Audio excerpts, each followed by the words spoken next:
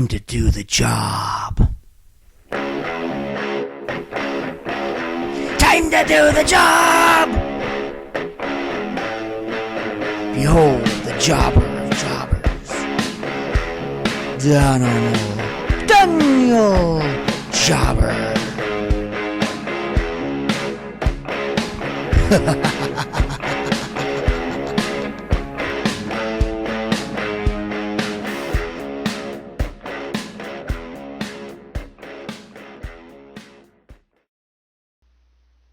Money, money, money, money. Money, money, money, money, money, money. What's up, everybody? This is the Edmonton area's own D-Job, Daniel Jobber, here with the WWE Money in the Bank review and results show. Most of my predictions, if you saw my preview and predictions video, didn't come true, except for Jinder Mahal retaining the WWE Championship. I mean, none of the other ones came true. So yeah, I didn't do a great job of predicting this one.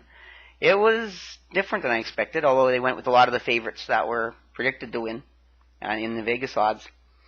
I wish I could say this was a great pay-per-view, but I don't know, it really wasn't. It didn't impress me at all. I had much higher expectations, and the show had terrible booking, in my opinion, especially early on. They really started off terrible. They, in my opinion, really ruined the potential for a great women's ladder match with the ending. Ruined the tag team championship match, basically making both pointless. And I'll get into more detail to explain what I mean. But yeah, very disappointing with this match. With this card, it was a SmackDown exclusive pay-per-view. Really, they should have considered this probably their best exclusive pay-per-view of the year, most important. And as I'm going to note a few times, for some reason there was no official representation here. Daniel Bryan, of course, is due back from his paternal leave on Tuesday for 205 Live. 205 Live. For SmackDown Live, pardon me. 205 Live comes after that.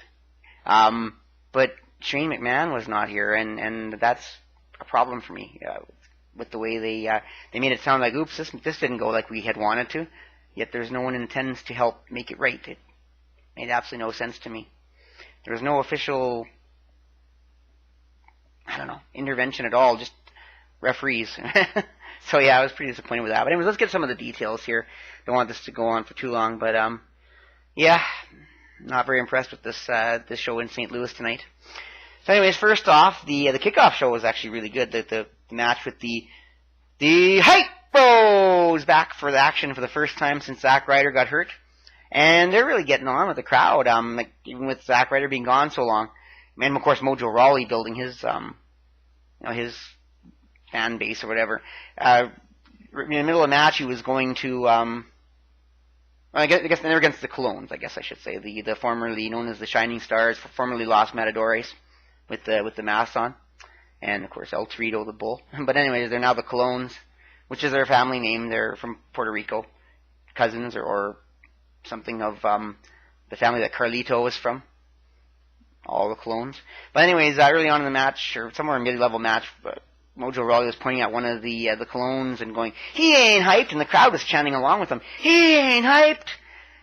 And of course, they went on for a couple of times there, showing that the crowd was quite behind the Hype Bros and enjoying the match, and it was a high-energy affair. And of course, the Hype Bros win with the Hype Rider in the end. I hadn't seen the Hype Rider forever, as the announcer noted. It was good to see. And it was a pretty good match, good way to get people into the show in the kickoff show. I know some people aren't a big fan of kickoff show matches, but they are what they are. They get a chance to get a little bit of action before the show starts, and they're often pretty decent, straightforward, glorified house show style matches. So, but anyways, then we get to the main card, and it starts off with the women's Money in the Bank ladder match, the first ever chance to make history and give the women a chance to really steal the show and make it amazing. And it started off okay, pretty good. I mean, there's lots of use of the ladders and lots of exciting action, good spots, even culminating to the point where Charlotte does a beautiful back flip onto a couple of the competitors. I can't remember who at this point because the match itself really soured with the ending. But yeah, the match didn't go on as long as it should have. And then we knew was going to happen at some point. James Ellsworth was going to get involved. That really ruined the match, in my opinion, because Well, Becky Lynch was going to climb to the top of the ladder to get the belt or the briefcase, and of course I knew she wasn't going to win. I mean, that was pretty much a given. And then as she's going to grab it, out comes James Ellsworth, takes her off the ladder, and he tries to go and wake up Carmella, who had just received. Let's see, what did Carmella receive? She got taken out by Becky Lynch. I can't remember the move Becky Lynch did to take her out, but anyway, she's laying on the mat, out of it. He can't wake her up. She's done. So he, looks at the crowd, and amazingly enough, the crowd's all cheering for him to climb the ladder. Saying yes, yes, yes. I saw all kinds of reaction in the crowd. So for some reason, they wanted him to climb the ladder, and I think we kind of expected it. So he climbs the ladder, unhooks the briefcase, and tosses it down to Carmella. And I thought that was pretty cool, but I thought, I hope they don't end the match this way, because that's not a way to end a Money in the Bank ladder match, especially not this early. I wanted it to go on. It was only maybe 15 minutes, 20 minutes at that point, and there was still plenty of room for more action. And they blow the whistle, and then nobody does anything, and then the refs are outside the ring talking. One ref saying, "Restart the match." But I guess the other two referees didn't want to do that. And then, amidst this controversy, James Ellsworth and Carmella go out of the ring. She's still holding the briefcase, and James Ellsworth grabs the mic and goes, "You're winner of the first Women's Money in the Bank match, Carmella." And then they leave the ring victorious, and they go to the commercial, and it's like, here's a complete ridiculous ending, and they just let it happen. And where was Shane McMahon at this point? Tweeting from somewhere that this wasn't quite the way I envisioned the Women's Money in the Bank ladder match. It's your most important pay-per-view of the year for SmackDown. Why were you not there? Why didn't you come out and say, we're not going to have this? It's the rules. Maybe the rules clearly state that the fighter has to climb the ladder and grab the briefcase, not have it tossed down to them or something. I mean, yeah, they didn't break any rules, as the announcer said, but they didn't follow the rules either, which I would expect to say you have to climb the ladder, grab the briefcase, not somebody climbs the ladder for you and tosses it to you. So, I mean, they could easily have said this match is not an end, not over because of this, put the briefcase back up and let's continue. But no, Shane McMahon. Most important pay-per-view of the year, and he decides to take it off. Wonderful. Really good leadership the SmackDown Live brand has. And I mean, I know why Daniel Bryan wasn't there. He's still finishing the last days of his pat leave, and he's coming back on Tuesday. Shane McMahon should have been there in his absence. That's what good bosses do. No, so this match is ruined, in my opinion. It wasn't a terrible match, but it was ruined by terrible booking and a terrible ending. So Carmella's Money in the Bank. Women's Money in the Bank. Mrs. Money in the Bank, if you will. Wow, at that point I'm like, well, what a terrible start to this pay-per-view. They didn't even give the women a chance to compete with the men, really, by ruining the match that way. And of course, you'll find out later on the men really stole the show anyways, but they could have given the women a chance to do something really amazing and made the first women's Money in the Bank ladder match absolutely amazing, and they just blew it. I don't get it. I don't understand it. I didn't like it. I could pee on that match all day. It was just not enough. Pointless ending. Should have gone on. Maybe if even Carmella would have won some other way, it would have been fine. Or found another way to do it without actually breaking that rule if they would have restarted the match. I'd be fine with it. The way they ended that match was just James Ellsworth grabbing the briefcase and tossing it down, and that's the end. Terrible, terrible ending. So anyways, then we get on to the Tag Team Championship match between the Usos, the champions, and the... what are they up against again, I think? Gotta write this stuff down. Against the New Day. The New Day! It's a new day! Yes, it is! Oh, St. Louis, don't you dare be sour! The New Day are coming out to get ripped off. This is a pretty good match. Pretty good tag team match. The Usos had their moments. The New Day really took it to them. The New Day looked like they might even have a chance to win, or then the Usos decide they're just going to leave. They walk out of the ring, grab their belts, say, that's it, we're done, and just keep walking. And then as of course they're grabbing their belts and heading away, the bell rings, and this match is a count-out. Your winners, the New Day. I mean, I know it's not I understand count-outs, but for a champion just to decide to just leave the match. I mean, it's been done before, but like, in this day and age, when you usually have, wrestling officials coming out and saying, we're not going to let this happen, they let it happen. They walk out of the ring, they get counted out, they retain the titles. pointless to have a match if you're going to have an ending that isn't an ending. It's like, okay, we're done. We wrestled for a while, and that's it. We're done. We're just going to go be champions somewhere. Where was Shane McMahon again? He should have come out and said, look, you guys, I'm not going to have it that way. Back in the ring, this is now a no count-out match. You're not going to walk away from a title match on my watch, which, of course, he wasn't watching. Another terrible match. Another terrible ending. Absolutely pointless to me. So at this point, I'm like, this is one of the worst pay-per-views I've ever seen. With all this potential and hype, they started out making this one of the worst pay-per-views I've ever seen. I was appalled. Boy. And then, I can't remember if it was here or if it was after the women's championship match. It was after the women's championship match that I'll get to that moment after. And then it's the women's championship match. Naomi defending the women's championship match against Lana. This match really surprised. Lana really held her own well. I mean, she looked a little clumsy, as some people pointed out, but she looked like a wrestler. She looked like she belongs on the roster, so I think we're going to see a lot of Lana. Her training, I guess, went well in NXT, and her house shows, she's ready to go. I think we're going to see lots of Lana going forward, so that's pretty exciting. And she looks like she pretty much took the match to Naomi the whole way, and it looked like she might even win. But while she was getting close to trying to seal the win, I should mention that both of them hit their finisher. Lana hits her rear, Naomi hits her rear view, and Sasha hits her sit-out power bomb move that she's working on. Anyways, neither one gets the 3 count.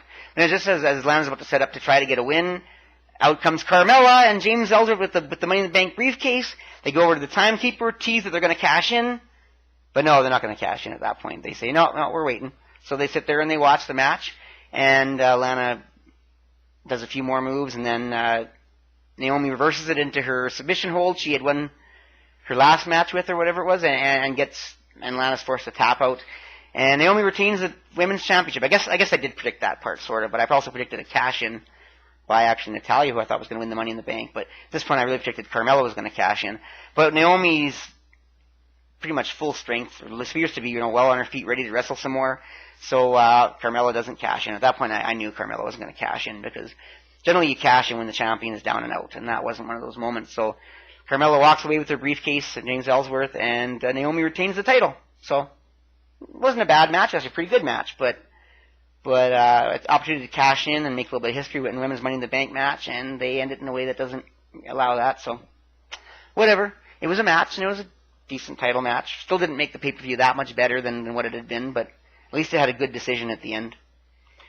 So then we have a little surprise segment. We have, no, I shouldn't say surprise. I'd mentioned that they were in the area, but that they're going to be at the show. But Michael Bennett and Maria Kanellis come out, and they're now the Kanellises, because Maria Kanellis introduces herself as Maria Kanellis, but then Michael Bennett says, I'm Michael Kanellis, because I guess they've got married and they're in love and they found each other. She found her love of her life or whatever, and they have this little beautiful lovey segment, and come out to 80s, kind of a love ballad music, later 80s, and make the spectacle of them being in love, and I guess they're going to be on the show now, SmackDown Live. I don't know a lot about the Kanellises, so I can't really say much, to add to their legacy, but I guess Maria, I think, had been on WWE before, and they're now back, and I guess we're going to see lots of them on the show. Another mixed man and woman group. I'm starting to think there could be a mixed man and woman or mixed tag team division, although I think The Miz and Maurice have to be part of that, and they're on Raw. But yeah, you got Cena coming back with Nikki Bella still around, and you got James Ellsworth and Carmella. Mixed tag teams, or mixed man and woman duo starting to become popular all of a sudden. Anyways, just a interesting segment of talent added back to the roster. And then another filler segment at that point. Yeah, the Fashion Police. We're talking about how they trying to figure out who trashed their station, and of course they get a call, or they find a videotape, and the videotape shows 2 silhouetted figures saying, "You want to know who trashed your station? It's us. Come to the ring and we'll show ourselves." And so they say they're going to go and meet them for a match later on. Anyways, it was just a segment. There was another segment in here too that was filler. I could be wrong. There wasn't anything too exciting, I don't think. So anyways, I'll go on to the WWE Championship. Jinder Mahal Alberta's own, Calgary's own Jinder Mahal defending the WWE Championship against Randy Orton. Randy Orton gets his rematch, and of course, Jinder Mahal has the Singh Boys with him. And decent match. The fans, or what I've heard, people were found the match a little boring. Randy Orton and him didn't really have the high-speed chemistry that they were hoping for at this point. The Singh Boys really don't do a heck of a lot for much of the match. Just back and forth. Randy Orton seemed to be taking it to Jinder Mahal this time, unlike the first time where Jinder Mahal was a little more the aggressor. And at some point, Randy Orton has Jinder Mahal down, and he's doing his smashing the ground move, ready to do his RKO, and he hits the RKO right by the ropes. Goes for the cover, 1, 2, and the Singh Boys help Jinder Mahal get his leg on the rope. That's all they do. That's all they do in the whole match, the Singh Boys, is help Jinder Mahal get his leg on the rope. And the ref breaks the count, or because they let him know that it's happening, and the ref stops the count and just kicks the Singh Boys out of the match. Like, they've done one thing, they put his leg on the rope and they kick him out of the match. Weird. Pointless. I mean, I've seen matches where people, the heel does all kinds of things, or it looks like they've done all kinds of things and they don't throw them out. But the Singh Boys don't leave. Because earlier on they'd shown, there was always a word that it was in St. Louis, it was Randy Orton's town, that his dad was going to be there, Ace Cowboy Bob Orton. And so they show previously there was a bunch of legends in the front row, I guess to keep Ace Cowboy Bob Orton company. And even Ric Flair was there, and just all the old legends that are famous for wrestling in St. Louis. And of course, the big one that was meant to be there is Ace Cowboy Bob Orton, Randy Orton's dad. And the Singh Boys don't leave when they're kicked out. They decide they're going to distract Randy Orton more by picking on Cowboy Orton. So they go and they start picking on him. Ric Flair looks like he's going to stop it, but really doesn't do a heck of a lot. And then Randy Orton sees it and comes out of the ring, and he just tears up the Singh Boys. Beats the crap out of them. And of course, Jinder Mahal at this point is nowhere in sight. And it's like 1 minute, 2 minute segment, and the ref's standing outside the ring, and the whole time he's not counting. Like, when people are out of the ring, don't you normally count? I mean, even in a title match, isn't there like a potential for countouts? Shouldn't Randy Orton be thinking about having to get back in the ring and break the count every now and again or something? They're out there for minutes at a time, and there's no countout. I'm like, what the heck? This is stupid. I mean, you can't just go out of the ring and beat the crap out of somebody for all this time in a match that's not no disqualification, no countout. Ridiculous. It's like made absolutely no point whatsoever. So anyways, after Randy Orton finishes beating up the Singh Boys, Jinder Mahal's back in the ring. He goes back into the ring. Once again, Jinder Mahal catches him with the Colossus and gets the 3 count and retains the WWE Championship. Justice served, because really that match should have been a countout anyways. There's no way Jinder Mahal should have lost the WWE title in a match where Randy Orton went crazy and beat the crap out of people outside the ring for that long. So, justice served. I was happy. That's what I predicted too, was Jinder Mahal retaining the title. And because in St. Louis it's Randy Orton's town, you don't usually see, as per Vince McMahon, baby faces winning in their hometown, or anybody winning in their hometown for the most part. So yeah, all the hype and the hometown crowd and his daddy's Cowboy Bob Orton in the front row, and of course Randy Orton loses, fails to regain the title. What it should be. That's usually the way it goes. So, but really, I mean, except for the ending and the result of Jinder Mahal retaining the title, even this match wasn't that good, and then the booking and the ending, just the whole card at this point is just a train wreck. It's like this show really needed Shane McMahon to come out and get some kind of order, or show that somebody's in control or something, and there was just nothing. And I'm thinking this is one of the worst pay-per-views of the entire year. I mean, like, there was just nothing good. And then so they have then finally the Money in the Bank ladder match, the men's match. Well, it salvages it. I'll say that much. It was one of the best ladder matches I've seen, and it was different segments of it, and it wasn't the greatest spots in all history of wrestling in a ladder match, but lots of great spots, timing, and just the way they put it together. This was a really well booked match, and of course the result surprising in a sense, but not surprising in another sense. And I'm going to get to that and have a little more detail on this one. Right off the bat, of course, everyone's entering the ring separately with their entrances. But then Shinsuke Nakamura comes out to his music. Baron Corbin attacks him from behind and beats the crap out of him and basically takes him out of the match. And so it's going to be a 5-person Money in the Bank ladder match from that point on. So they go in the ring, and I'm going to go into a few key spots. It was a really good ladder match. I mean, there's lots of good action. You want to watch this match. If you're going to watch anything in this card, maybe watch Jinder Mahal retaining if you really want to, and then watch this, and you could pretty much skip the rest of the card. It just wasn't that good. I guess maybe you might want to watch the Women's Money in the Bank ladder match for the history of it. But But anyways, early on, the match goes on, and once again, pretty decent ladder match, but I guess I'll just highlight a few key points, and then I'll get into a little more detail near the ending. At one point, Sami Zayn power bombs Dolph Ziggler from the top of the ladder. That was beautiful. Big power bomb right from the top. And these are like 10-foot ladders. That's a dangerous move to do if you don't do it right. So very well done for Sami Zayn. Crowd was pretty happy, although Dolph Ziggler has a pretty good fan base too, despite his bit of a heel run. And it was a while after that, AJ Styles hits a phenomenal forearm, taking Sami Zayn off the ladder. Sami Zayn's climbing, and just out of nowhere, big, phenomenal forearm. Beautiful. I mean, only AJ Styles can do something like this, because that's his thing. And right off the ladder, beautiful segment there, too. Or a beautiful spot there. And a bit later, AJ Styles and Kevin Owens are battling it out on the apron. And it looks like... I forgot to mention... for that, actually, Kevin Owens, at one point, makes a ladder bridge between the apron of the ring and the barricades. That's important for this next segment here. So anyways, Kevin Owens creates this. And a bit later, AJ Styles and Kevin Owens are battling it out on the apron, and it looks like Kevin Owens is going to do his powerbomb on the apron, a move he's used to take out other people. But AJ Styles counters him, picks him up on his shoulders, and actually does a move pretty much like John Cena's attitude adjustment onto the ladder bridge, crushing the ladder bridge and basically crushing, destroying Kevin Owens in the process, because he never really recovered from that. Beautiful. That was pretty exciting.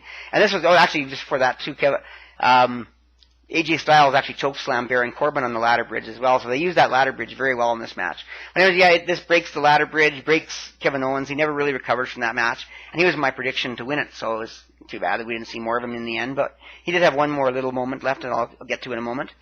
Anyways, AJ Styles then goes into the ring, climbs the ladder, but then Dolph Ziggler pulls the ladder out from under him as AJ's grabbing for the briefcase, and AJ's left hanging, literally and figuratively, from the cord, and looks like he's trying to unhook the briefcase as he's hanging there, and he can't, so he climbs a little higher, trying to unhook it again. At this point, he's just pretty much hanging on for dear life, trying not to fall, but he climbs as high as he can, and then he realizes he isn't going to get anywhere. He kind of lowers himself a little bit towards as low as he can, and drops onto the mat below. Good 10, 12-foot drop. Wow, it looked pretty intense. I'm glad AJ Styles knows how to fall, because that could have easily injured many of us, falling from that height onto the ring. So, but it looks like he's all right, and of course he is all right, because we do see him later on. And there was another breathtaking moment. You don't see the guys hanging from the cord as often as maybe we could. And I don't think I've ever seen hear of anyone ever unhooking the briefcase while hanging from the cord. Maybe that's something a really coordinated athletic person can do in a ladder match one of these days. Anyways, then Baron Corbin grabs Ziggler, Ziggler's the one who pulled the ladder out from under AJ, if I didn't make that clear. And he's all, pleased with himself and smug. And then Baron Corbin grabs Ziggler, pulls him out of the ring, throws him into the announce table, and then Baron Corbin goes into the ring. But then as he's about to climb the ladder, Shinsuke Nakamura's theme plays. Shinsuke Nakamura is back in the match, and I guess he decided to have them play his theme song to announce that he's back. Anyway, Shinsuke comes in, and Baron Corbin, sunsets the ladder, tries to throw it at him, totally misses. Shinsuke Nakamura goes in the ring, starts kicking the crap out of Baron Corbin, hits the King Shasa to take him right out of the ring, and then Nakamura goes on a rampage. He King Shasas Dolph Ziggler from the top turnbuckle, and then he King Shasas him again, sends him out of the ring. Sami Zayn comes in, and he gets King Shasa'd, and Nakamura just totally cleaned house, but now he needs a ladder, because there's no ladder in the ring. So he climbs out and goes to grab the ring by Kevin Owens, and Kevin Owens is half dead, crawling on the ground, and he grabs on the ladder, and he makes him drag him along, refuses to let the ladder go. Finally, Shinsuke Nakamura gives up on that, and he climbs out of the ring, and he hits the King Shasa on Kevin Owens, getting him off the ladder, and basically finishing him off. We never saw Kevin Owens again. So disappointing we didn't see more of Kevin Owens down the stretch, when he would have been one of the guys who would have represented the Money in the Bank briefcase well. As then Shinsuke Nakamura throws the ladder in the ring, climbs into the ring, and he sets it up while the camera's totally fixing on a close-up of him. And then when he's done setting it up, the camera goes back to a wide angle, and there's AJ Styles on the other side of the cage, or sorry, the other side of the ladder, and they're facing each other, and they're basically in a standoff, because neither one knows they can climb the ladder without the other person being taken out. And so they battle it out back and forth, and And then I think Shinsuke Nakamura bounces off the corner trying to do a Kinshasa, but AJ Styles does a flying forearm, taking him right out and knocking him to the mat, and they both lie in the ring for a second as the crowd's going, "This is awesome, this is awesome." And then AJ Styles sort of gets up first, starts to climb the ladder, and then Shinsuke Nakamura does the same, and they climb to the top, and they're battling it out on the top of the ladder as the fans are shouting AJ Styles, Nakamura, AJ Styles, Nakamura, repeatedly. And they're battling it back and forth, and trying to see who can get the briefcase. But then out of nowhere comes Baron Corbin, tips the ladder over, knocking both of them off and out of the ring, and he climbs up, unhooks the briefcase, and becomes Mr. Money in the Bank, just as the prediction was. But pretty much out of nowhere, because Baron Corbin had been nowhere to be seen until the moment where he came in and spilled Nakamura and AJ Styles off the ladder. So out of the blue, great way to have a predicted result happen without anyone being able to expect or predict it. Because it all happened pretty fast and in the midst of all the excitement over Shinsuke Nakamura. And that was a good match. That was a good ending. That was a darn good Money in the Bank. And I think, you know, if I had to choose a second choice over Kevin Owens, it would definitely be Baron Corbin. Because even though he's still fairly new, he's a really good heel, really good talker, really good arse kicker. And I think he'll do a great job brandishing the Money in the Bank briefcase and keeping the champions on on guard for the next, however long it takes him to cash in. No way to know if it's going to be sooner or later. But anyways, yes, your winner and Mr. Money in the Bank, Baron Corbin! So that was a really good match, and that basically salvaged the pay-per-view for me. Before then, I was going to give this thing a D, E, I don't know. I was really disappointed. Very upset and disappointed with this booking, this card.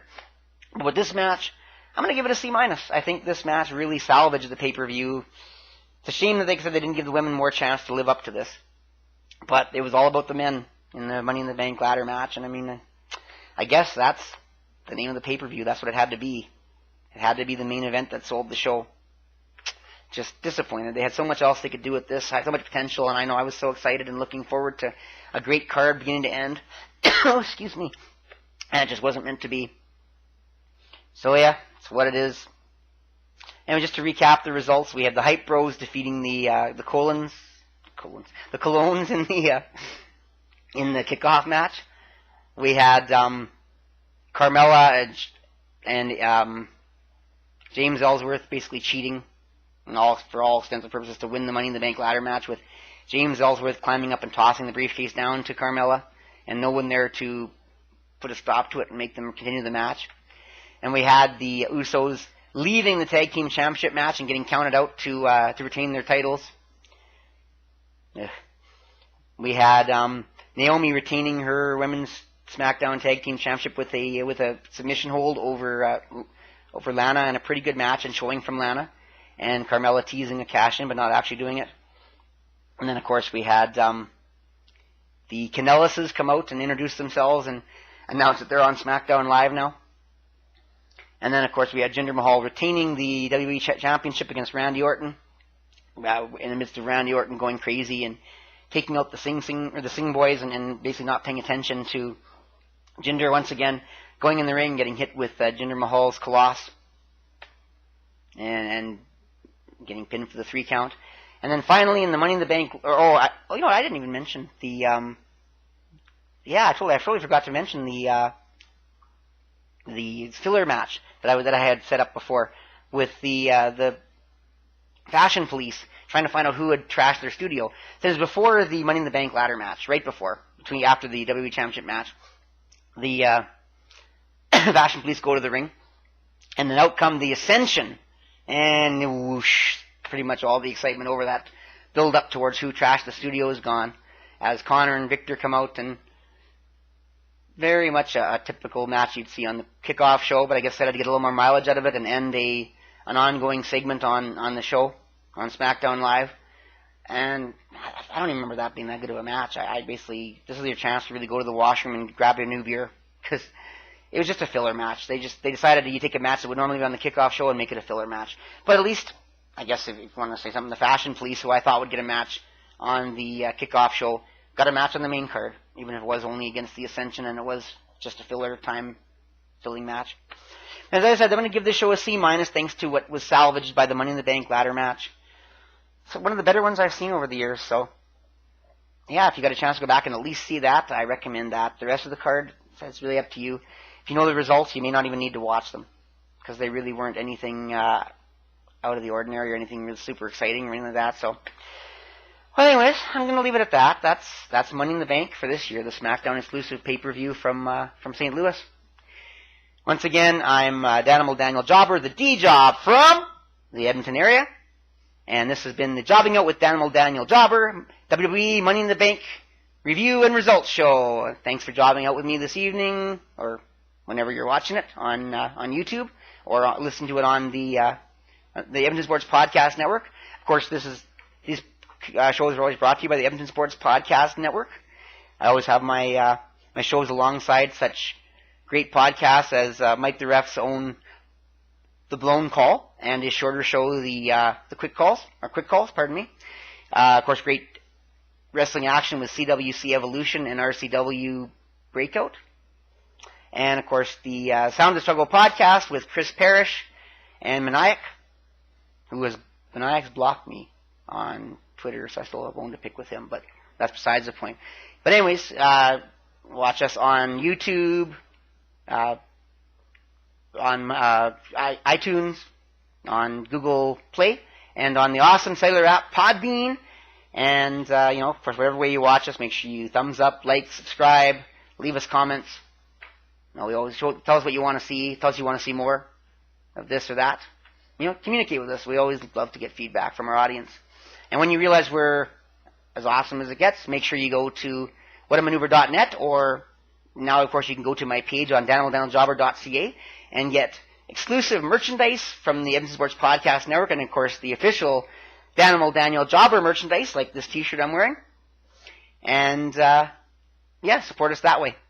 And, of course, it comes also in long sleeve hoodies, shirts exclusively for women and younger kids, and, of course, a baby onesie to start your baby off right as Little Jobber. So, yes, go to whatamaneuver.net and get official Danimal Daniel Jobber merchandise and be part of the Jobber Squad. So anyways, I'm going to wrap it up with that. Make sure you follow me on Twitter at Daniel Jobber, capital D, capital J, and Instagram, Daniel Jobber, all lowercase. Of course, this is on YouTube, on my Daniel Jobber YouTube channel, so check it out there as well if you want to see the video version, if you're listening to the podcast at this point. Hope you enjoyed Money in the Bank. I can't say I did, but I was glad to see the final match was at least lived up to its expectations. And hope you guys have a wonderful day, evening, morning, whatever time you're watching this. Just wish you all the best. Jobber out!